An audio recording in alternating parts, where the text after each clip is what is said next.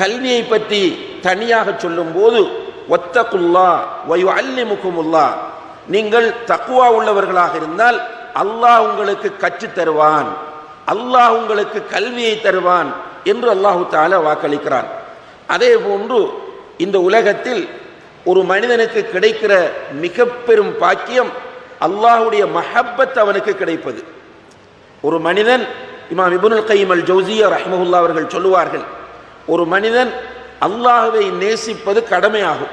இந்த உலகத்தில் வாழக்கூடிய ஒவ்வொரு மனிதனும் அல்லாஹ்வை கட்டாயமாக நேசிக்க வேண்டும். ஆனால் நாம் நேசிக்கிறோமா இல்லையா என்பதை விட அல்லாஹ்வுடைய நேசம் நமக்கு கிடைப்பதுதான் மிக மேலானது என்று சொல்கிறார்கள். அல்லாஹ் சொல்லுகிறான், இன்னல்லாஹ யுஹிப்புல் முத்தகீன், நிச்சயமாக அல்லாஹ் தக்வா உள்ள மக்களை நேசிக்கிறான் என்று அல்லாஹு தஆலா சொல்கிறான். அல்லாஹ்வுடைய நேசம் தக்வா உள்ளவர்களுக்கு கிடைக்கிறது. அதே போன்று அல்லாஹு தஆலா சொல்கிறான், இன்ன அக்ரமக்கும் இன்தல்லாஹி அத்காக்கும், உங்களில் அல்லாஹ்விடத்தில் கண்ணியமானவர்கள் யார் தெரியுமா? ஆட்சியாளர்கள், பணக்காரர்கள், அழகானவர்கள், செல்வாக்கு மிக்கவர்கள் என்று சொல்லவில்லை. இன்ன அக்ரமக்கும் இன்தல்லாஹி அத்காக்கும், உங்களிலே உங்களுடைய ரப்பிடத்தில் மிக கண்ணியமானவர்கள், சங்கைக்குரியவர்கள், தக்வா உள்ளவர்கள் என்று அல்லாஹு தஆலா சொல்கிறான். அதே போன்று அன்புள்ள சகோதர சகோதரிகளே, இன்னும் ஒரு மிக முக்கியமான விஷயத்தை அல்லாஹ் சொல்லுகிறான். அதுதான் வ இன் தஸ்பிரு வ தத்தகு, நீங்கள் பொறுமையோடு இருந்தால், நீங்கள் தக்வா உள்ளவர்களாக இருந்தால், நீங்கள் பொறுமையோடு இருந்தால், நீங்கள் தக்வா உள்ளவர்களாக இருந்தால், லன் யதுர்ரகும் கைதுஹும் ஷைஆ, உங்களுடைய எதிரிகள் உங்களுக்கு எதிராக திட்டக்கூடிய சதி திட்டங்கள் இருக்கின்றனவே, இந்த சதி திட்டங்கள் எதுவும் உங்களுக்கு எந்த தீங்கையும் ஏற்படுத்தவே மாட்டாது என்று அல்லாஹ் சொல்கிறான். கவனமாக நாம் நம்ப வேண்டிய விஷயங்கள் இவைகள் எல்லாம். ஏனென்றால் இவைகள் அனைத்தும் இப்போது நாம் பட்டியலிட்டு கொண்டு வரக்கூடிய அத்தனையுமே குர்ஆனில் அல்லாஹு தஆலா சொல்லக்கூடிய செய்திகள். நிச்சயமாக அத்தனையும் உண்மையானவை, நிச்சயமாக அனைத்தும் நடக்கக்கூடியவை. ஏனென்றால் இந்த குர்ஆனை நமக்கு அருளிய அந்த ரப்புல் ஆலமீன் சொல்லக்கூடிய செய்திகளாகும். இப்படி தக்வாவினுடைய முக்கியத்துவத்தை அல்லாஹு தஆலா நமக்கு வலியுறுத்தி கொண்டிருப்பதை பார்க்கிறோம். உண்மையிலே நம் எல்லோருக்கும் தக்வா அவசியமானது என்பது தெரியும். குறிப்பாக வெள்ளிக்கிழமைகளிலே ஜும்மாவுக்கு ஹுத்பாவுக்கு செல்லக்கூடிய சகோதரர்களுக்கு இது நன்றாக தெரியும். எல்லா மிம்பர்களிலும், அது எந்த ஜமாத்தை சேர்ந்த மிம்பராக இருந்தாலும் சரி, எல்லா மிம்பர்களிலும் தக்வா வலியுறுத்தப்பட்டு கொண்டே இருக்கும். ஊசீக்கும் வையாய அவ்வலம் பித்தகுவல்லா, முதலில் எனக்கும் அடுத்ததாக உங்களுக்கும் நான் தக்வாவை வலியுறுத்துகிறேன் என்று ஒவ்வொரு ஹத்தீபும் இதை தொடர்ந்து வலியுறுத்தி கொண்டே இருக்கிறார்.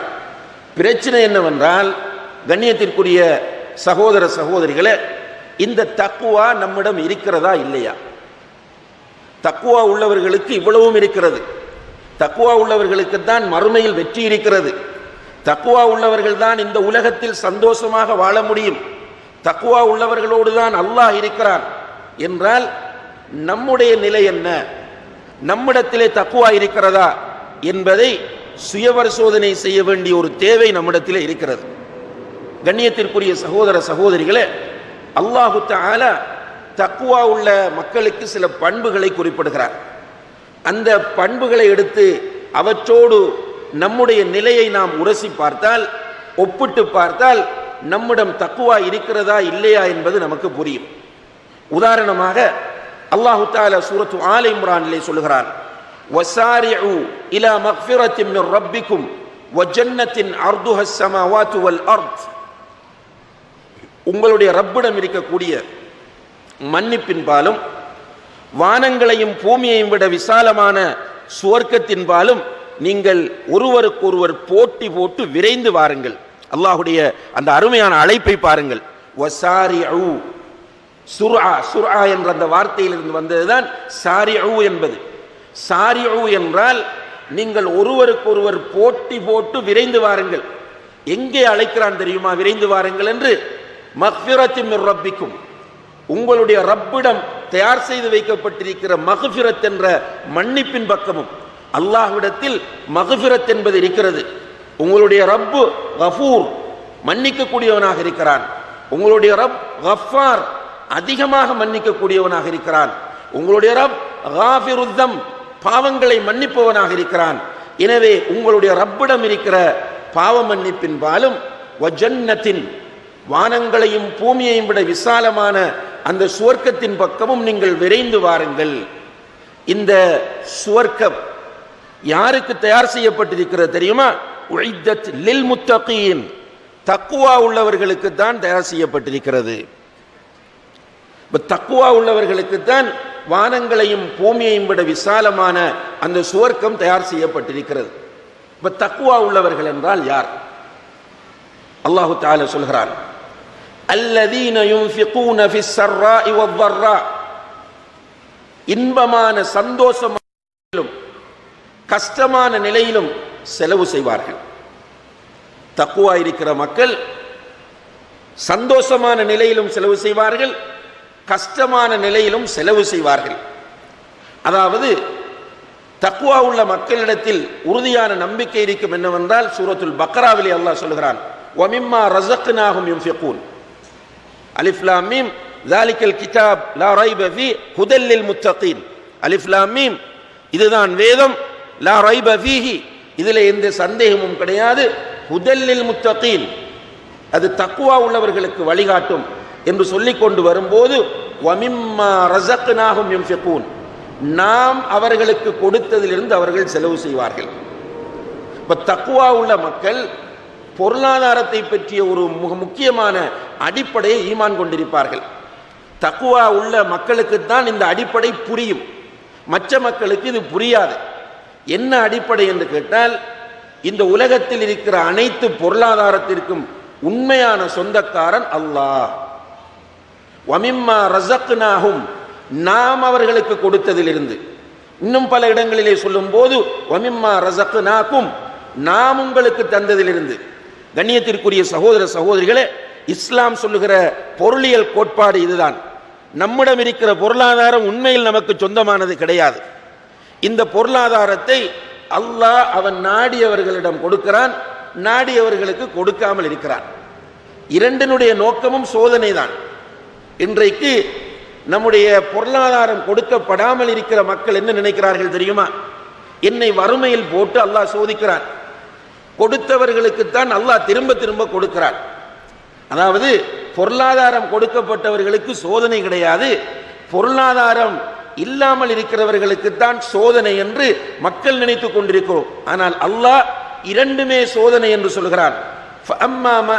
ஃபஅம்மல் இன்சான் இதா மப்தலாஹு ரப்புஹு ஃபஅக்ரமஹு வநஅமஹு, ஒரு மனிதனை அல்லாஹ் சோதிக்க நாடி அவனை கண்ணியப்படுத்தி அவனுக்கு நிறைய நிஅமத்துகளை கொடுத்தால், ஒரு மனிதனை சோதிக்க நாடி அவனை கண்ணியப்படுத்திய, கண்ணியத்தை கொடுப்பது ஒரு சோதனை, வநஅமஹு, நிறைய நிஅமத்துகளை அருட்கொடைகளை அவனுக்கு கொடுப்பது சோதனை. அப்ப அந்த சோதனை அவனுக்கு ஏற்படுகிறது. அந்த மனிதன் புரிந்து கொள்ளாமல் என்ன சொல்லுகிறான்? ரப்பி அக்ரமன், என்னுடைய ரப் என்னை கண்ணியப்படுத்தி விட்டான் என்று சொல்கிறான். ஆனால் அது அவனுக்கு சோதனை. அதே போன்று வஅம்மல் இன்சானு இதா மப்தலாஹு ஃபகதர அலைஹி ரிஸ்கஹு, இன்னும் ஒரு மனிதனை சோதிக்க நாடி அவனுடைய ரிஸ்கை அல்லாஹ் மட்டுப்படுத்தி கொடுத்தால், குறைத்து கொடுத்தால் என்று அல்லாஹு தஆலா நிறைய பொருளாதாரத்தை கொடுப்பதும் சோதனை, பொருளாதாரத்தை எடுப்பதும் சோதனை என்பதை நமக்கு சொல்கிறார். அல்லாஹ் தான் நாடியவர்களுக்கு பொருளாதாரத்தை கொடுப்பான், நாடியவர்களுக்கு பொருளாதாரத்தை குறைத்து கொடுப்பான், நாடியவர்களிடமிருந்து பொருளாதாரத்தை எடுப்பான். இது ஒரு சோதனை. ஆனால் தக்வா உள்ள மக்கள் எதை புரிவார்கள் என்று கேட்டால், என்னிடம் இருக்கிற அது எனக்கு ஒரு கோடி கிடைக்கலாம், பல கோடிகள் கிடைக்கலாம், லட்சங்கள் கிடைக்கலாம், ஆயிரங்கள் கிடைக்கலாம், இவையெல்லாம் அல்லாஹ் தருவது என்பதை புரிந்து கொள்வார்கள். என்னுடைய ஜேபில் இருப்பது, என்னுடைய அக்கவுண்டில் இருப்பது, என்னுடைய பேரில் இருப்பதெல்லாம் உண்மையில் எனக்குரியது அல்ல, இது அல்லாஹ்வுடையது என்பது தக்வா இருந்தால் புரியும். தக்வா இல்லாவிட்டால் காரூனை போன்ற நிலைதான் வரும். காரூன் நீங்கள் எல்லோரும் கேள்விப்பட்ட ஒரு பாத்திரம், ஒரு கேரக்டர், அல்லாஹ் குர்ஆனில் சொல்லக்கூடிய ஒரு கேரக்டர், மிகப்பெரிய கோடீஸ்வரன். அல்லாஹ் குர்ஆனில் அவனை பற்றி சொல்லும் போது, கண்ணியத்திற்குரிய சகோதர சகோதரிகளே, அவனுடைய சொத்துக்களை எல்லாம் வைத்து பூட்டி, அதாவது ஸ்டோர்கள் ஹசானாக்களில் வைத்து பூட்டி, அந்த ஸ்டோர்களுடைய ஹசானாக்களுடைய திறப்பை சுமப்பதற்கென்று ஒரு பெரிய படையையே அவன் வைத்திருந்தான். அந்த அளவுக்கு பெரிய பணக்காரன், செல்வந்தர். ஆனால் அவன் பொருளாதாரத்தின் அடிப்படையை புரிய மறந்தான். அவன் பெருமை பிடித்தான். பணத்திமிர் அவனிடத்திலே வந்தது. என்னுடையது என்னுடையது என்று அவன் பேசிக் கொண்டிருந்தான். அப்போது கல்வியுடையோர், அறிவு கொடுக்கப்பட்டோர் அவனிடம் சென்று சொன்னார்கள், லா தஃப்ரஹ் இன்னல்லாஹ லா யுஹிப்புல் ஃபரிஹீன், பெருமைப்படாதே, பெருமைப்படுகிறவர்களை அல்லாஹ்வுக்கு பிடிக்காது என்று சொன்னார்கள். சொல்லிவிட்டு அவனுக்கு அட்வைஸ் பண்ணுகிறார்கள், வப்தகி ஃபீமா ஆதாக அல்லாஹு தாரல் ஆஹிரா, அல்லாஹ் தந்ததிலிருந்து உன்னுடைய மறுமை வீட்டுக்கு